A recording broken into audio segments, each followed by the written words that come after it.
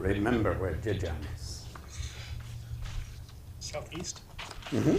Roseanne? I'm wondering if it's because of its geographical location, it's still kind of far from the capital. Okay, it's not in Beijing. That actually helps. Yeah.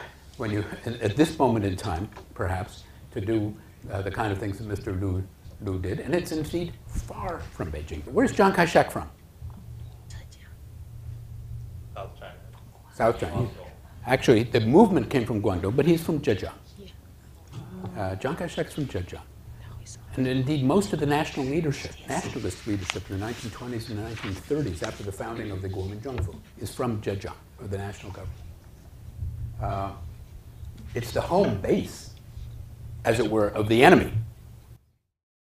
Because Zhejiang province is traditionally one of the most entrepreneurial provinces in China. There are a lot of entrepreneurs there. People there are very good at making business.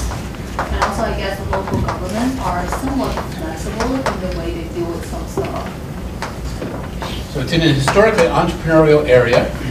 It's an area with a lot of SOEs that would compete with them. I don't think so. There's virtually none. So if there's no big local SOE auto parts manufacturer or something that would be a competitor for state resources or state attention. So they have a kind of an open field if they can somehow get themselves into the state. What about Hangzhou? You guys heard of Hangzhou? Yeah. Is this an upstart town with no history? It's the capital. Capital of? Zhejiang. Yes, but? I mean, if you look at this. Look at these. These are names of some of the most entrepreneurial cities and towns in all of China, and indeed in all of Asia. Hangzhou is the capital of this, you know. It's the capital, of course, of the southern Song. We'll go ahead again. It is today recognized as the #1 business city in China. And when I asked Mr. Liu, and you'll see this quote a little bit later on, what's the secret of your success, Mr. Liu? He thanks the government for him, because the government, really the same government, would have arrested him if it really knew what he was doing when he was starting this, or might well have.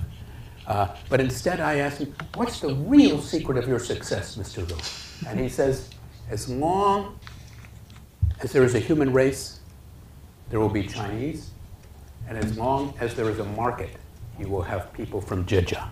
This is the genetic explanation of his success, and historical one as well. So now we've done this. How big is this company? Small, big, medium? In its market? Large. Huge! Not large, huge! Now it's about a 65% market share in auto parts in the biggest automobile market thing in the company. So bigger than it is in your case, twice the size in your case. Who owns it today?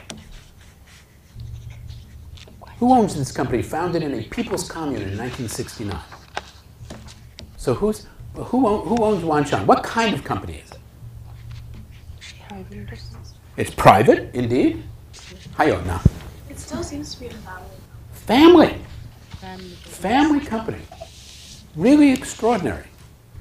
The question that I had when I was thinking of writing this case was this really a family company all along in the worst period of Maoism to have a family company, but disguised in a people's commune?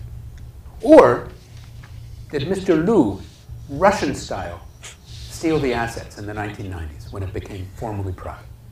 I never, of course, had the courage to ask Mr. Liu this question, but the answer, I think, is 100% clear.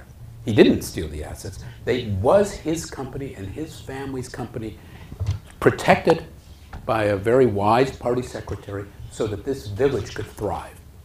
And so it had a name, a socialist name, but in fact it was a private family enterprise all along, and became formally so again in the 1990s. Its focus, we've seen historically, is clear.